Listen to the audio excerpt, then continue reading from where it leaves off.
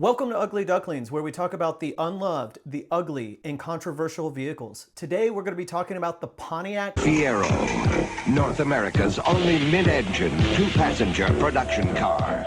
Coming out of the 1970s, Pontiac's offerings were not in line with their mantra of being the exciting division. Fiero. We build excitement. Pontiac.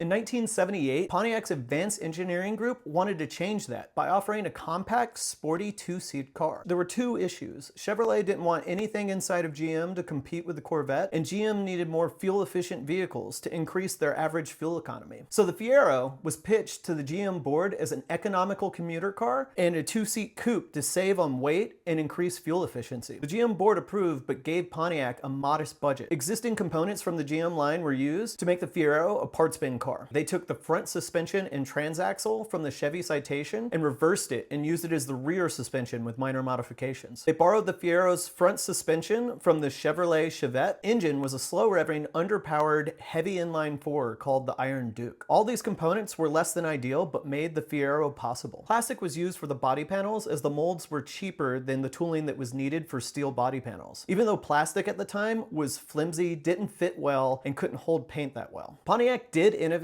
though, and they discovered a way to fit the panels with precision on the welded steel unibody. Launched in 1983 for the 1984 model year, the Fiero had some problems. The ride was stiff, the four-wheel disc brakes would lock up unpredictably, it had unassisted steering making low-speed maneuvers a pain. It was heavier than competition and slow as a result, despite looking fast. Car and Driver clocked a 4-speed Fiero SE from 0 to 60 in 11.3 seconds. 1985, the Fiero got a 2.8-liter V6, which helped Car and Driver get the car from 0 to 60 in 7.5 seconds. Early Fieros had overheating problems.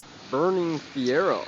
They used a 3-quart oil pan instead of a 4-quart oil pan to save space and have a lower center of gravity in the engine bay. There wasn't always enough oil to scavenge, and the engines ran hot. The engine was prone to leaking, and oil would leak onto the exhaust manifolds, causing a fire. Faulty radiator hoses could spray coolant onto the exhaust and catch fire as well. Early on, there were issues with casting the connecting rods, and they could fail. Apparently, there were reports of this also causing fires. A redesigned engine bay and changes to their casting process alleviated these problems for later models. Pontiac and GM were reluctant to make recalls and paid off victims of fire to keep them quiet, and shifted the blame to owners once the reports became known to the public. In 1987, Pontiac eventually had to recall the 1984 Fieros that were catching fire and fixed 125,000 cars. In 1988, the Fiero did get a new suspension and bigger vented disc brakes, which provided a better ride and stopping power. It was too late and the writing was on the wall. Its reputation had an uphill battle with all the early fires and reliability issues, and warranty repairs on the base model was costing GM $2,000 a car. Is it an ugly duck?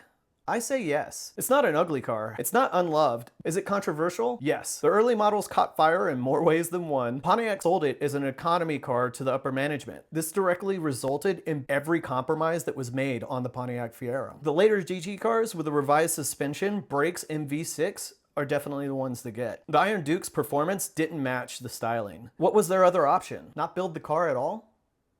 Thanks for watching. The Pontiac Fiero. All right. I think I can do this with a little more energy. Ah!